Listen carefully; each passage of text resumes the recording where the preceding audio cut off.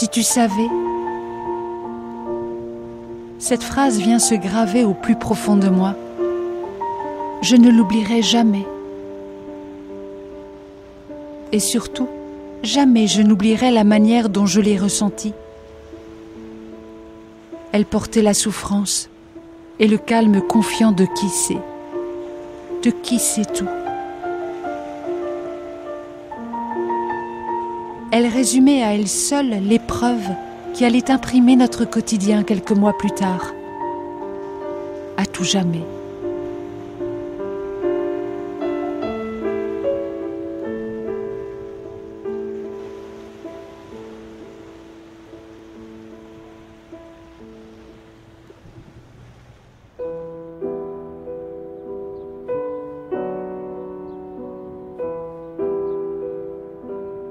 En 2005, à Paris, Anne-Dauphine et Loïc sont comblés d'un bonheur presque idyllique. Après leur fils Gaspard, qui aura bientôt 4 ans, et leur fille Thaïs, 2 ans, ils attendent un 3e enfant pour la mi-juillet.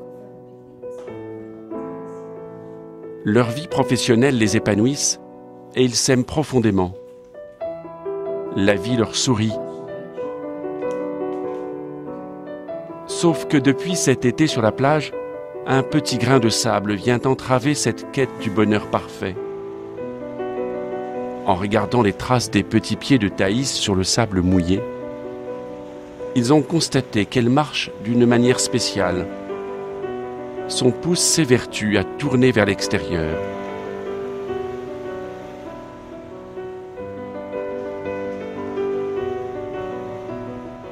En rentrant chez nous à Paris, on a consulté un médecin qui nous a dit qu'il n'y avait rien.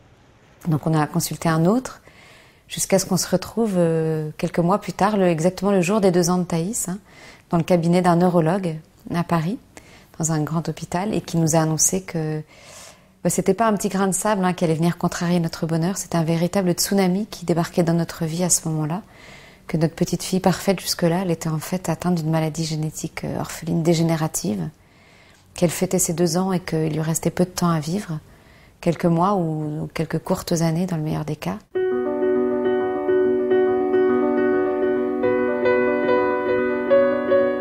Leucodystrophie métachromatique.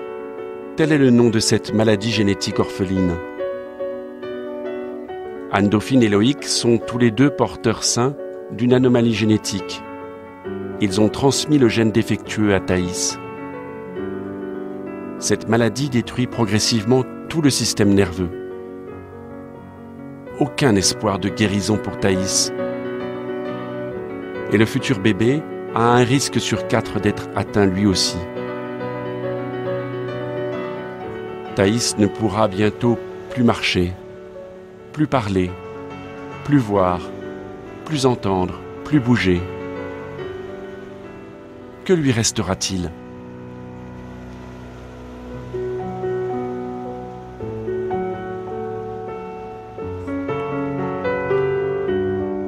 Dans son livre « 2 petits pas sur le sable mouillé », Anne-Dauphine raconte. Nous avons partagé la nouvelle avec Gaspard et Thaïs.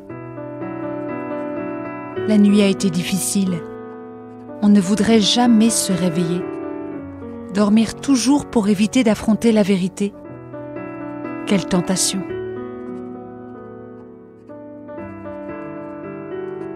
Au milieu de ce chaos, un moment de grâce ouvre une fenêtre et laisse entrer la lumière. Thaïs souffle ses 2 bougies et ouvre en riant ses cadeaux. Nous sommes le 1er mars 2006. Et on a réalisé à ce moment-là que les enfants ont cette belle spontanéité de vivre juste l'instant présent, et que passer les larmes, c'était en effet le jour de l'anniversaire de Thaïs, et qu'il y avait objectivement aucune raison pour que l'instant d'après on fête pas son anniversaire. Je crois qu'on n'a jamais fêté un anniversaire comme ça. On en a fait un peu trop, oui. On a chanté trop fort, on avait des larmes à cacher, mais c'était un très bel anniversaire et surtout, on a osé être heureux, voilà. Et c'était la première fois qu'on osait être heureux au milieu d'un drame, et je crois que ça a imprimé quelque chose en nous. Oui, on a le droit d'être heureux même si on est éprouvé, en fait. Et du coup, à la fois instinctivement et à la fois en prenant exemple sur les enfants, on s'est mis un peu dans cet état d'esprit de vivre minute après minute, jour après jour, dans l'instant présent. Parce que moi, je sais très bien qu'à partir de ce moment-là, j'ai un peu coupé toute projection, tout projet, en se disant il faut se concentrer sur le tout de suite maintenant, parce que sinon on va pas y arriver, quoi.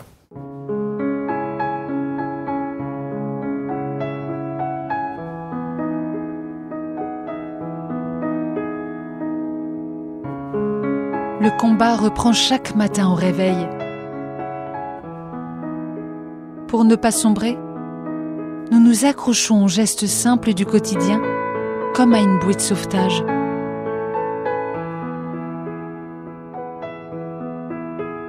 Thaïs reste la même petite fille, charmeuse, chahuteuse, espiègle, très volontaire. En quelques jours, nous constatons des signes évidents de sa maladie. Ses mains tremblent. Elle a du mal à reboucher un feutre ou à lever sa cuillère.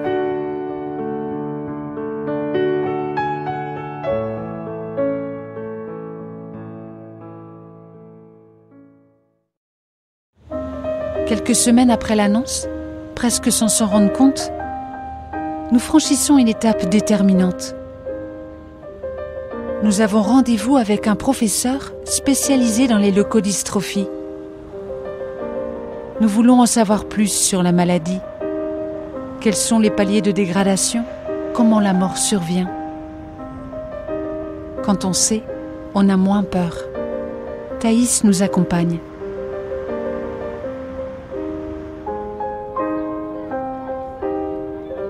Mais il est impossible de répondre à toutes les interrogations. La médecine ignore encore bien des choses dans ce domaine. La maladie est trop rare. Elle ne touche qu'un enfant sur plusieurs dizaines de milliers.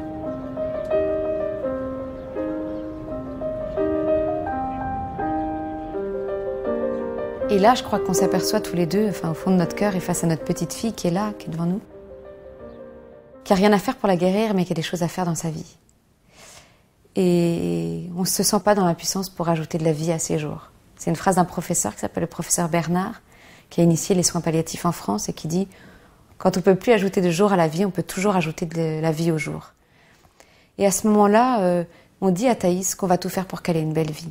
On lui dit, elle a entendu ce qui allait se passer, on lui dit que c'est évidemment pas ce qui se passe dans la vie des autres petites filles, mais que c'est sa vie à elle, et on lui promet que sa vie sera belle, qu'on fera tout pour que sa vie soit belle, et surtout qu'elle manquera jamais d'amour.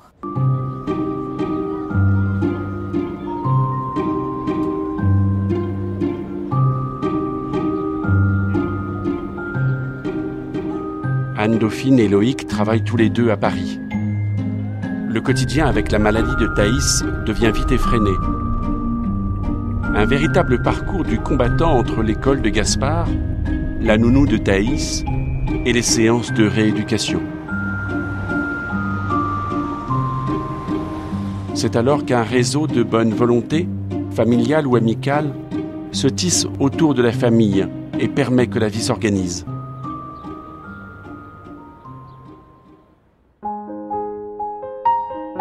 Cependant, la maladie évolue brutalement. Désormais, Thaïs ne marche plus du tout. Mais le pire ne se voit pas, il se vit douloureusement. La maladie plonge Thaïs dans des douleurs neuropathiques, qualifiées d'inhumaines. Le seul remède pour l'apaiser est une liste impressionnante de médicaments. C'est vrai qu'on n'avait pas compris que Thaïs allait souffrir. Puis elle a commencé à avoir mal, à être gênée. Et un jour, j'étais à côté de Thaïs et elle criait très fort, elle avait mal, donc je lui ai donné ses médicaments. Et puis en attendant que les médicaments fassent effet, je suis restée à côté d'elle, impuissante, à la regarder souffrir et à souffrir de la voir souffrir en fait. Et puis comme à chaque fois que je la voyais souffrir comme ça, il y a un moment où on n'en peut plus. Il y a un moment où les tympans se vrillent, où le cœur se retourne, et c'est trop. Et dans ce cas-là, moi, j'ai qu'une seule envie, c'est que ça s'arrête. Honnêtement, je demande que sa vie s'arrête à ce moment-là, parce que c'est intenable. Puis je lui dis, Thaïs, tu sais, si t'en peux plus là, t'as le droit de demander que ça s'arrête. T'as le droit de dire que tu veux plus vivre, enfin. Et ma petite Thaïs, qui avait 2 ans et demi, quand je lui ai dit ça, elle s'est tue, elle a arrêté de crier. Alors je me suis demandé ce que j'avais dit, ce que j'avais fait. Alors elle était toute rouge, toute congestionnée, elle retenait ce cri. Et à ce moment-là, j'ai compris qu'elle me disait, moi ça va. Moi je gère. Oui, j'ai mal, mais tout à l'heure j'aurais plus mal. Maman, si ça te fait trop souffrir, je vais pas te le montrer, je vais te protéger. Alors j'ai réalisé qu'un enfant, ça protège pas ses parents, qu'on peut pas y aller dans ce sens-là. Et je me suis rappelé qu'on n'est pas impuissant face à la souffrance. On a toujours une capacité, c'est d'aimer. Et face aux douleurs inhumaines de Thaïs, je crois que j'ai fait preuve, nous avons fait preuve, parce que toi aussi, à d'autres, quand tu en as été témoin, d'un amour inhumain, d'un amour qui dépassait tout ça. Et grâce à Thaïs, dans ces moments-là d'extrême souffrance, j'ai réalisé qu'il y avait un remède face à la souffrance, c'était l'amour.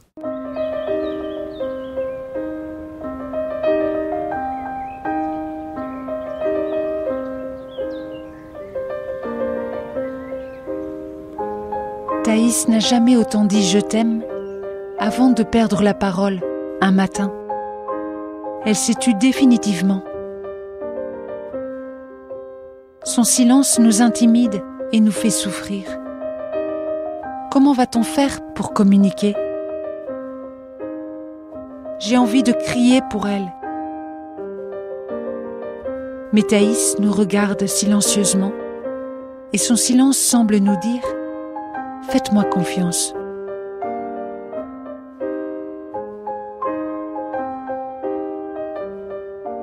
Quand on la voyait évoluer dans sa maladie, ce qui était bluffant, c'est qu'elle vivait ça avec un tel naturel. Ça paraissait si évident, en fait, pour elle, alors que, effectivement, à chaque étape, on pouvait avoir une appréhension, une peur. Et en fait, il suffisait de la regarder vivre, de voir la façon dont elle vivait, on disait, voilà, c'est normal, c'est naturel pour elle. Donc, forcément, ça nous a beaucoup aidé à accepter, à vivre tout ça et à avancer avec elle. C'était vraiment incroyable de voir ça.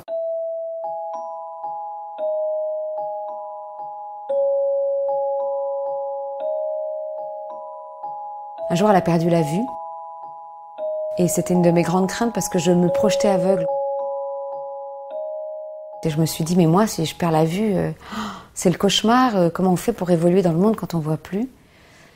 Et j'ai constaté, on a constaté avec un grand étonnement que Thaïs, elle vivait ça très naturellement. Et là, on a réalisé que Thaïs, elle faisait pas que subir sa maladie de façon passive, en disant je peux rien faire. Je crois que ça, c'est là où elle nous a fait rentrer dans une autre dimension. C'est que Thaïs, elle a consenti à sa vie. Elle s'est fait confiance, je crois qu'elle avait confiance, puis elle avait aussi confiance en nous. Et elle nous a invités à lui faire confiance dans cette perte de communication. Peut-être que justement la perte des sens de communication classique, ça nous a obligés à aller plus loin dans la relation. Et parfois, justement, le fait de pouvoir voir, entendre, parler, on en reste là. Et alors que là, on était obligé d'aller plus loin si on voulait garder ce contact avec elle, parler de cœur à cœur, d'âme à âme, sans nos sens habituels.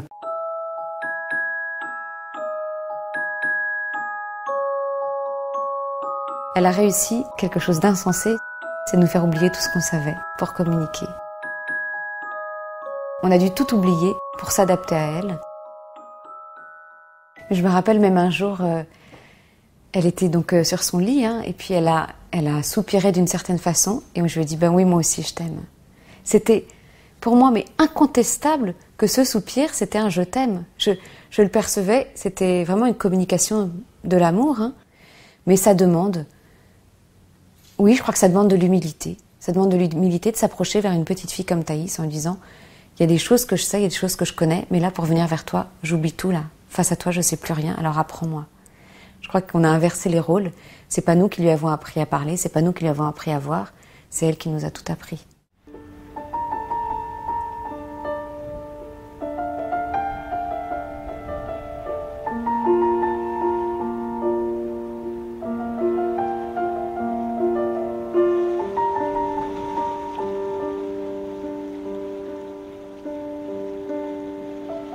« 29 juin 2006.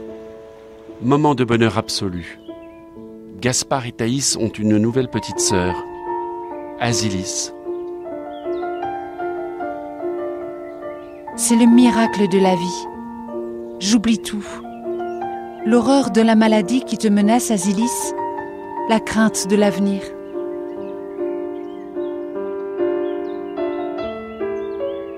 Cependant, le sommeil ne vient pas cette nuit-là encore.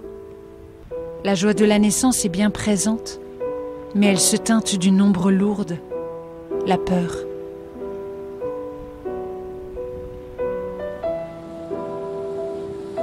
Une semaine après la naissance, la sentence tombe. Asilis est atteinte, elle aussi.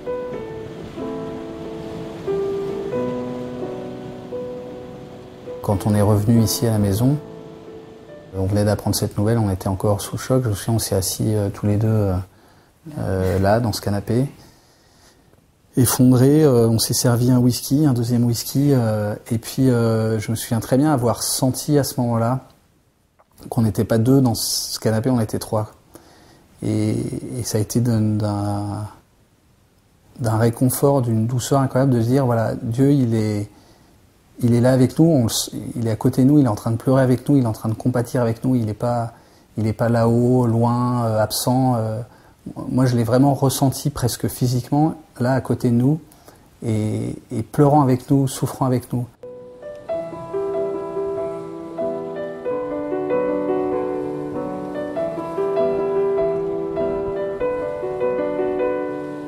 Quand on a su qu'Asilis était malade, moi, ma plus grande souffrance, c'était de voir que Loïc n'avait pas réagi. Il était vraiment comme un automate, il disait pas un mot, alors que moi je pleurais, je manifestais beaucoup ma peine. Et en fait, ce qui m'a fait le plus peur ce jour-là, c'était, je me suis dit, on va se séparer, enfin, on n'avance plus ensemble, là, il réagit pas, il pète un plomb, enfin, c'est trop pour lui. Et en fait, quand j'ai vu qu'il pleurait, quand j'ai vu cette larme dans ses yeux, je me suis dit, on est sauvés. Et ça paraît, quand j'y repense, ça paraît insensé que ce jour-là, ma plus grande préoccupation était notre couple. Mais parce que je savais que si on restait bien ensemble, bien unis, on arriverait peut-être, enfin, on optimisait nos chances de gravir cette montagne, alors que si on se séparait, ça faisait une épreuve de plus.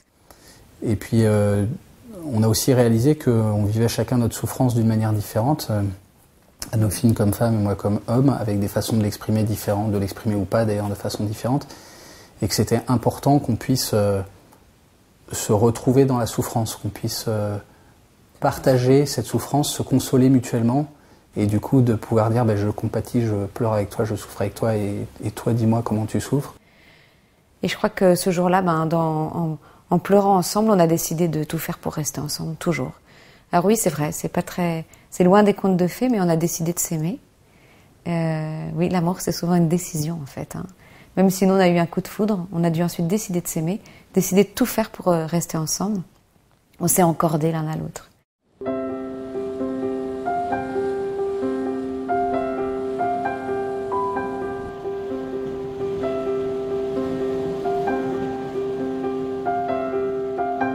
On a aussi, du coup, fait attention à se garder des bulles ou des parenthèses de vie à deux, à des moments même qui paraissaient pas du tout le bon moment. Et du coup, de pas être accroché comme une huître sur son enfant qui est malade.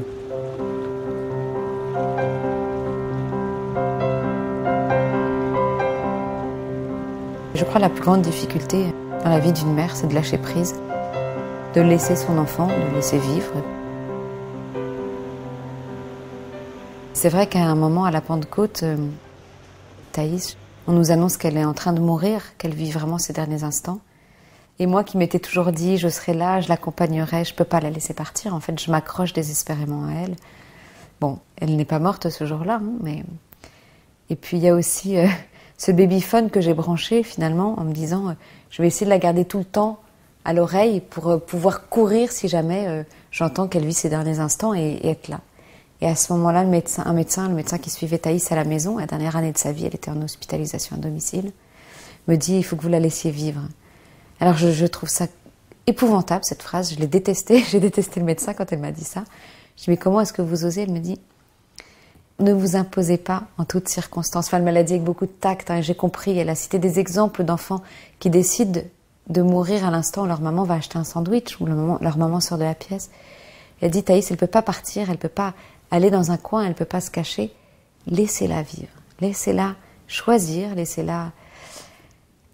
Il n'y a rien de plus difficile que de laisser vivre son enfant. Et en débranchant ce babyphone ce soir-là, et puis jusqu'à la fin de la vie de Thaïs, j'ai plus eu de babyphone pour l'écouter respirer.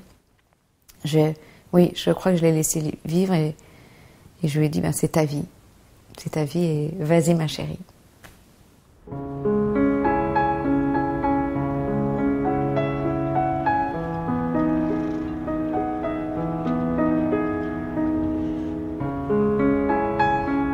Marseille, dans le sud de la France.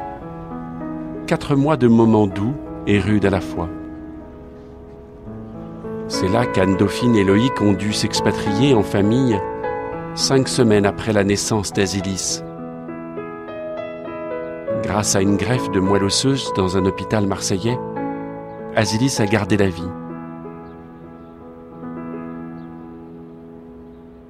Cependant, la greffe n'a pas stoppé la maladie. Azilis est aujourd'hui une petite fille très handicapée, avec une espérance de vie incertaine.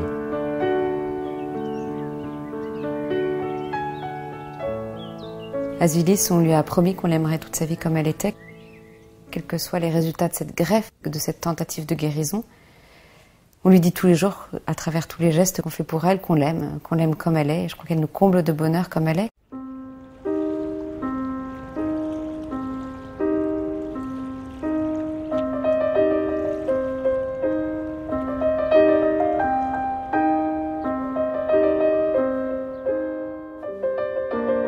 Une semaine seulement après notre retour à Paris, Thaïs recommence à souffrir terriblement. Nous sommes submergés par la progression effrayante de ses douleurs. Une violence qui force les médecins à revoir sans cesse leur médication pour que Thaïs ne souffre plus. La maladie s'attaque au dernier rempart. Les 2 filles sont hospitalisées à domicile.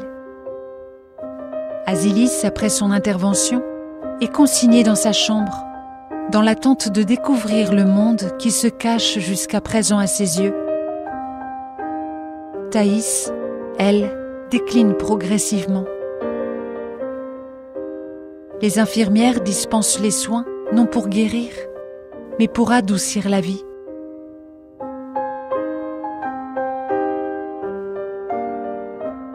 J'aime la capacité de Thaïs à capter tous les moments heureux. Malgré l'altération de toutes ses facultés, je constate que le cœur de ma petite fille s'est encore se gonfler de tendresse et de joie.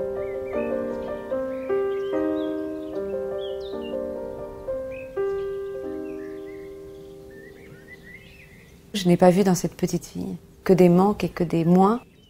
Ce qu'elle perdait, elle le gagnait autrement. Elle le gagnait dans une densité de vie qui nous a dépassés. Je crois que Thaïs, elle nous a appris à aimer. Elle nous a appris à aimer avec un grand A. Et je me rappelle une anecdote que j'aime particulièrement, qui pour moi pourrait résumer Thaïs. C'est un jour où je suis rentrée dans sa chambre et c'était vraiment vers la toute fin de sa vie où elle avait moins de possibilités de bouger. Elle arrivait juste encore un peu à bouger la tête de quelques centimètres. Et instinctivement, elle tournait toujours sa tête du côté de la personne qui rentrait dans la pièce. Donc je suis rentrée un jour dans sa chambre. Donc elle a tourné la tête. Donc je me suis positionnée à côté d'elle. Et j'ai commencé à lui parler. Et puis à ce moment-là, elle a tourné la tête de l'autre côté. Donc j'ai fait le tour du lit. Et j'ai continué à dire, voilà, Thaïs, je suis là. Hop, elle a retourné la tête du côté inverse. 3 fois, 4 fois, 5 fois, 6 fois, jusqu'au moment où j'ai commencé à m'inquiéter. Et puis à m'attrister aussi en me disant, voilà, une autre petite séparation, un autre petit deuil à faire. Elle ne nous perçoit plus dans l'espace.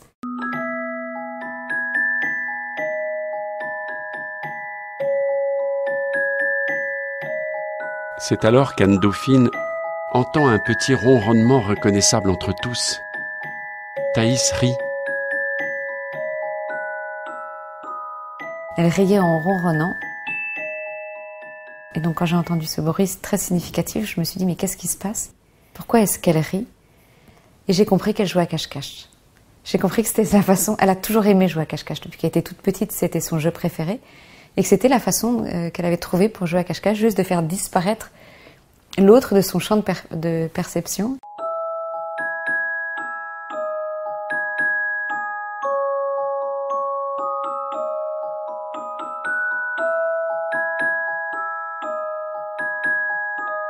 On a un peu retrouvé notre âme d'enfant grâce à Thaïs, et c'est grâce à une toute petite fille.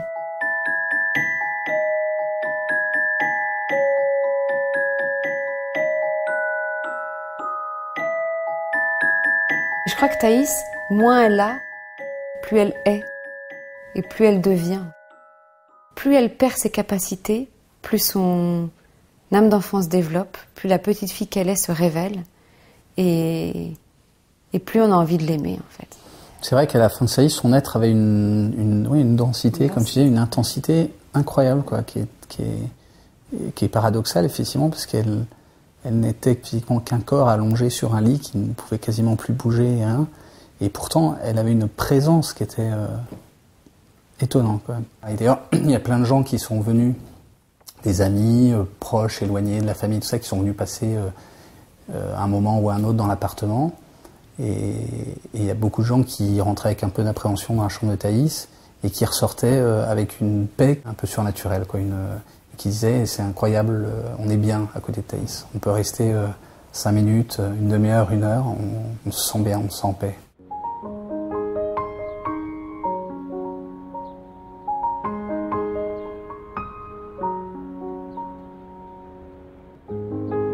C'est tellement insensé. La force de cette petite fille, dans une telle fragilité, que tout d'un coup, on sait d'où vient cet amour-là. C'est une évidence, mais c'est la plus grande évidence de ma vie.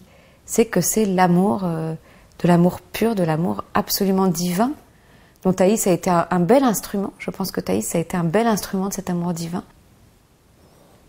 C'est vrai qu'à la fin de sa vie, on avait vraiment le sentiment qu'elle n'était plus qu'un diffuseur de Dieu, un tuyau par lequel on avait l'impression d'avoir une petite porte vers le ciel dans cette chambre, à travers Thaïs.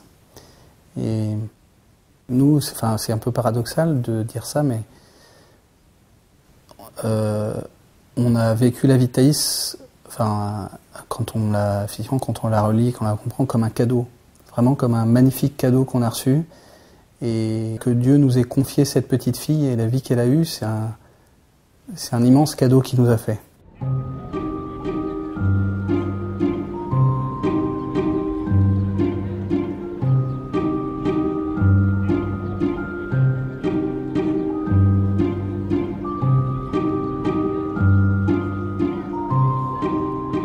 C'est dans le silence de la nuit de Noël que Loïc et Anne-Dauphine ont recueilli le dernier souffle de Thaïs.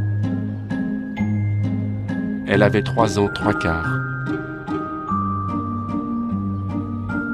1 an après sa mort, Loïc et Anne-Dauphine ont donné la vie à un 4e enfant. Une folie d'amour. Il s'appelle Arthur et il est en bonne santé.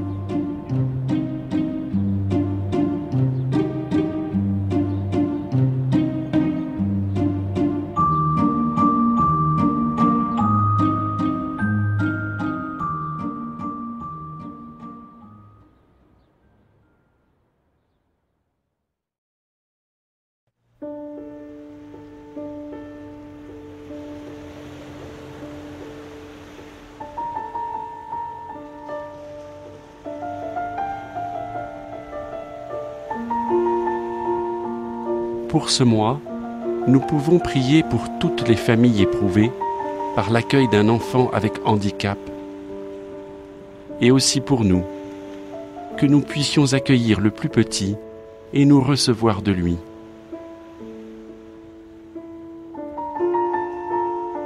La parole de ce mois est dans l'Évangile de Matthieu, chapitre 18, versets 2 à 4. Appelant un enfant, Jésus le plaça au milieu d'eux et dit : « Celui qui se fera petit comme cet enfant, c'est celui-là qui est le plus grand dans le royaume des cieux. »